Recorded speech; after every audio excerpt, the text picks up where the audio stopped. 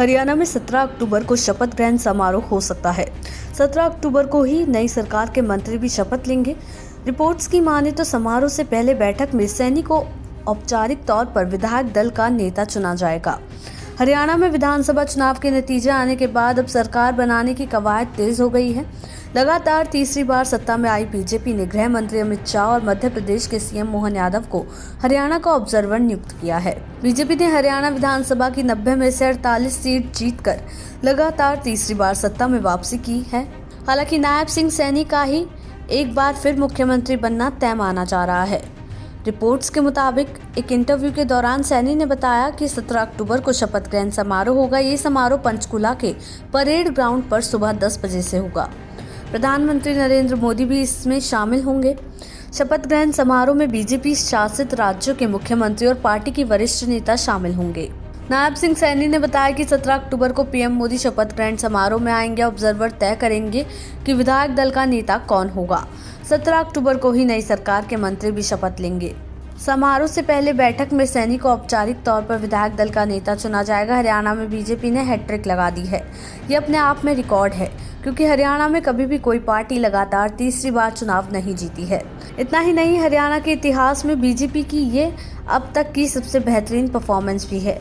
BJP इससे पहले कभी भी इतनी ज़्यादा सीटें नहीं जीत सकी है। इस बार बीजेपी ने 2014 और 2019 से भी बड़ी जीत हासिल करते हुए 48 सीटें जीत ली हैं।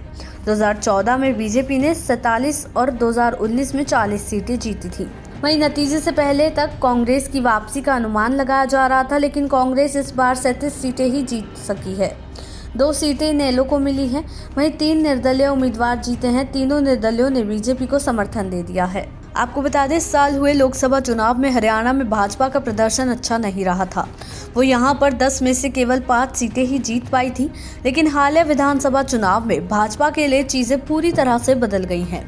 विधानसभा चुनाव में जीत हासिल कर भाजपा हरियाणा में रिकॉर्ड तीसरी बार सरकार बनाने जा रही है। भाजपा की इस जीत के पीछे जाटलैंड में उसकी मजबूती और दलित ओबीसी वोटों पर पकड़ का अहम योगदान रहा है। लोकसभा चुनाव में यही दलित ओबीसी वोट कांग्रेस के खाते में चले गए थे।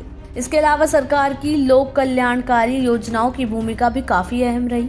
इसमें 500 रुपए में सिलेंडर, मध्य प्रदेश के लाडली बहन योजना की तर्ज पर लाडो लक्ष्मी योजना लाना खास रहा। इन योजनाओं ने दलितों और महिला वोटरों को पार्टी की तरफ मोड़ा। रिपोर्ट्स के मुताबिक एक वरिष्ठ भाजपा नेता ने बताया कि भाजपा ही वो पार्टी है जिसने गरीबों, पिछड़ों और दलितों को सम्मान दिया है। ये उन दलों की तरह नहीं है जो केवल इन लोगों तक पहुंचने का दिखावा करती है। साल 2024 में सत्ता में आने के बाद से ही भाजपा ने इन सभी के लिए कई जरूरी कदम उठाए हैं। इस चुनाव से पहले भाजपा ने हरियाणा में अपना सीएम बदला था। उसने मनोहर लाल खट्टर को हटाकर ओबीसी नायब सिंह सैनी को सीएम बनाया। फिर चुनाव में भी उन्हें ही सीएम फेस बनाया। पार्टी को इसका फायदा भी मिला है। हालिया विधानसभा चुनाव में भाजपा ने शेड्यूल कास्ट के लिए रिजर्व 17 में से 8 सीटें जीती हैं। ये इस आबादी का कुल 20% है। वहीं करीब 30% ओबीसी वोटर भी भाजपा को मिले हैं। इस चुनाव में भाजपा का चेहरा रहे मुख्यमंत्री नायब सिंह सैनी खुद भी ओबीसी समुदाय से हैं। ये पहली बार नहीं है। भाजपा ने महर्षि वाल्मीकि को दिमाग में रखकर कोई कदम उठाया है। देश दुनिया की ऐसी ही तमाम खबरों के लिए देखते रहें समय डिजिटल।